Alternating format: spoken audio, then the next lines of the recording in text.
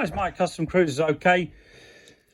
This bike's been really bodged up. You can see here, got a good solid joint there. Okay, it's got the solder all the way through, bit of flux on it.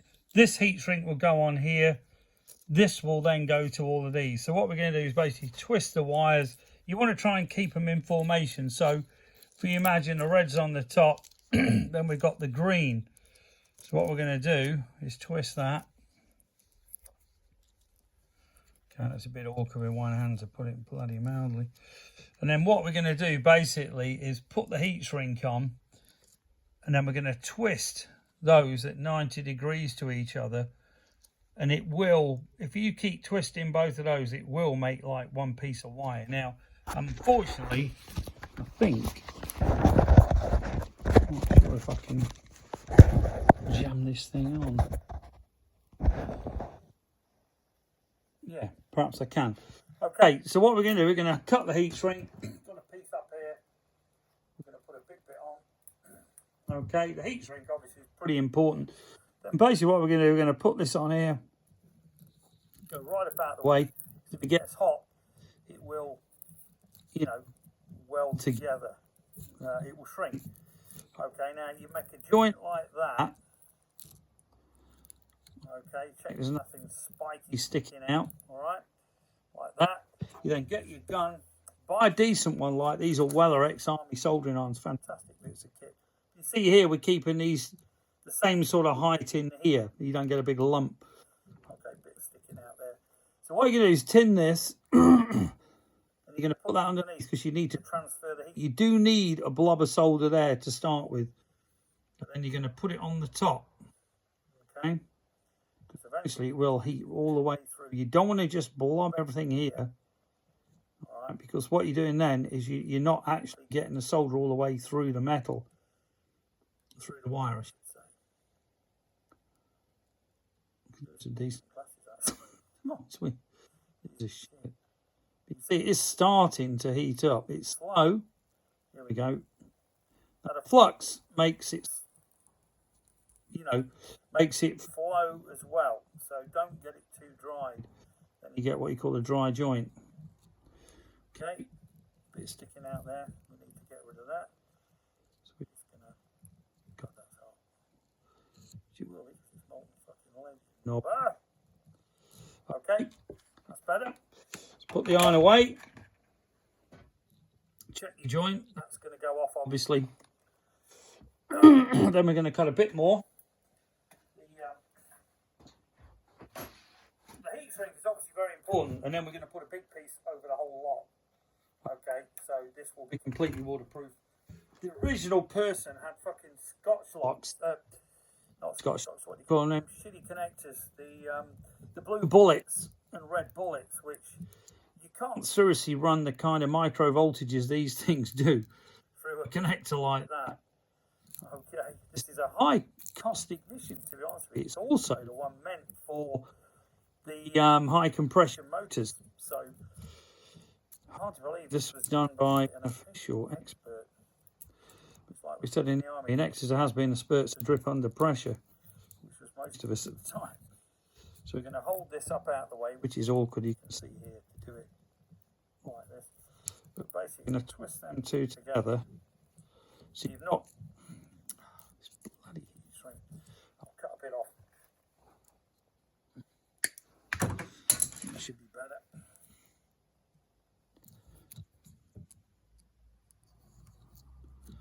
Okay. Then we're going to put a bit more through. Perhaps might make it easier. Right, so we're going to make a mechanical joint, as we call it, where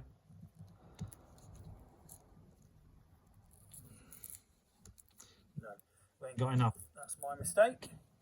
We need a bit more on this one.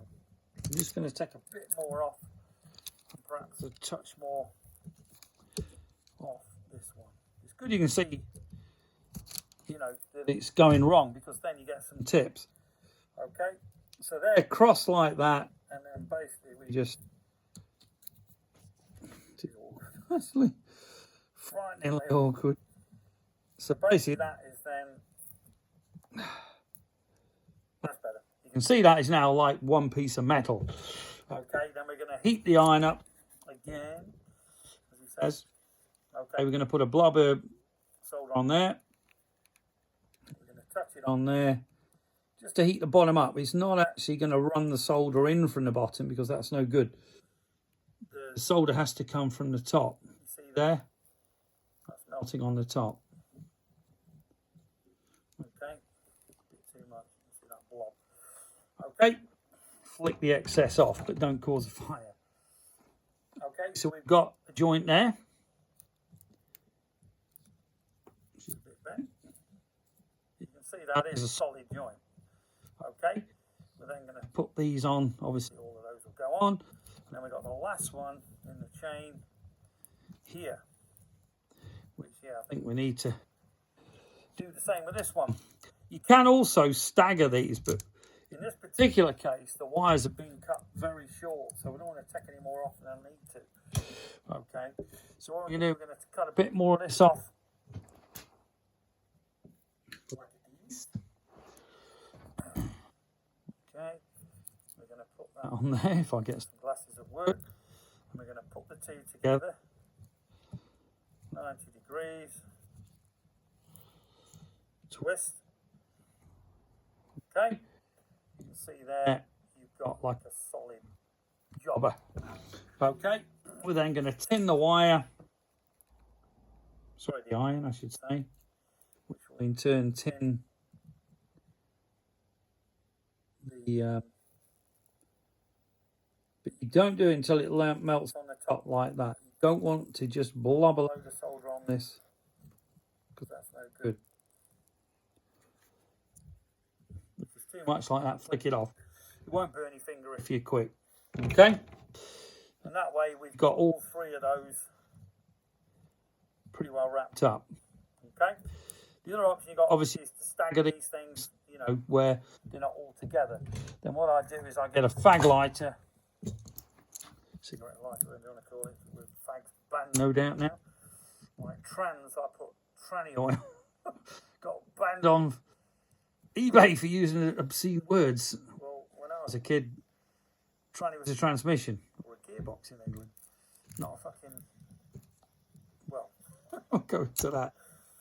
Okay, so you can see here, we're just heat shrinking this stuff on.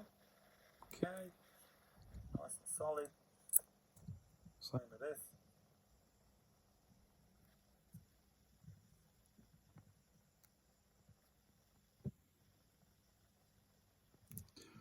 What you can do then, so you've heated the underneath,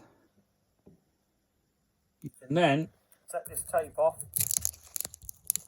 okay, which is on here, holding this thing on, this bit. Helping hands are good, don't get me wrong. You haven't always got the time or the place for them.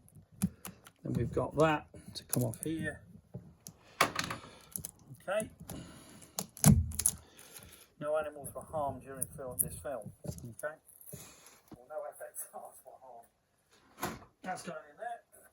Then we're going to basically spin this over just to make sure we've got all the heat on all the sides of all of these. Okay, the next phase, after you've done that, they can all be put together. Alright.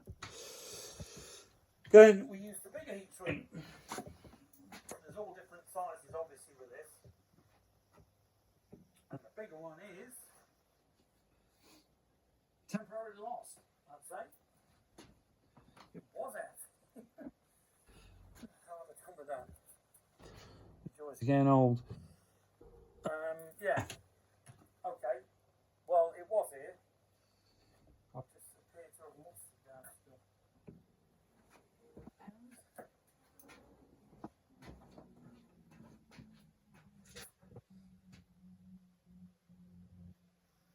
Okay. I appear to have lost the heat shrink. Hard to believe in this day and age. Well, possible. But basically what you're going to do is put a thicker version of this on, slide it all the way down so you've got a nice big covered joint there. And obviously it'll be bigger board than this, especially for doing this kind of job. Okay, if you need connectors, we keep Deutz, we keep Namps, amps, all the Harley Davidson connectors, and you can basically get an idea on, you know, how we do this. Okay, you can stagger these as well, obviously, which means you get less of a bulge, but in this particular case, I'm trying to keep the maximum length of wire to go back up to here where it was, as opposed to splicing into this bit of the main harness, which is a bit wank, for want of a better phrase. Okay, it's got the old push starter on, which I think is a pretty good idea. And you can see here, it's got this was actually fallen off, so perhaps they fitted that not realising the thing had come off. But yeah, apart from that, the bike will be good. The next job, if you want to carry on watching the videos, will be to wire up this abortion here. All this lot here is coming off, and all this, and it's going to be done properly, like it is. Okay, single file dual plug, which is obvious, that's what it is. Okay, so we basically got the wires coming out of here, they've used them all the way back through the bike, which is a bit stupid really, but we're going to connect all them back up, so if ever the bike needs to go back to being stock, it can. But you can see all this codged up wiring, and the amount of wire, this is some of the shit I've taken off it up to now. And I mean, there's masses of wires and shit in here. It's just an absolute abortion. Okay. So if you want any advice on wiring, etc., give us a call. 01773835666. We do keep all the Deutz in, the Deutz crimp tools. You know, anything you need literally for Harleys. If you want to build a bike from scratch, you could build one. We've got frames, we've got engines, we've got trannies, we've got wheels, everything you need. American Iron Horse frames, they're 250 tires. One's a 300 Texas chopper, got the American titles too on two of them, because they were pre-built by American Iron Horse before they went bust. Have a good year, and hopefully here when the snow finishes and all the shitty weather goes, we can all get out on our bikes. In the meantime, get some nice big S&S motors or Edelbrock heads, or, you know, some 4-valve heads. I've got a set of them for sale, and a Baker 6 or a Jim's Fat 5, which is another option. Better brakes, we've got the P&M going on here, 6-pot. Beautiful weld racing wheels on this FXR, wider swinging arm. The whole frame's been widened here, which is pretty amazing actually. But ride safe, guys. CustomCruisers.com, the site, which I know it's an absolute bag of shit. If you can hang on until about mid-Feb, I think, because I've been promised last year this bullshit would be sorted out, and it still isn't. So I'm trying to do it myself. But if you want to have a look at custom-cruisers.myshopify.com, that will give you an idea. Now, the menu system is crap. I haven't done that yet, but it has got about 40,000 products on, or 43,000 different products. And there's another, God knows how many to go on. We've got all the Zodiac on. We've got some of our stuff. We've got the stuff we've had on eBay, because obviously we sell that cheaper on the website too. So if you see someone on eBay we're doing, don't be afraid to say, hey, I've seen it on eBay. What can you do me? Thank you.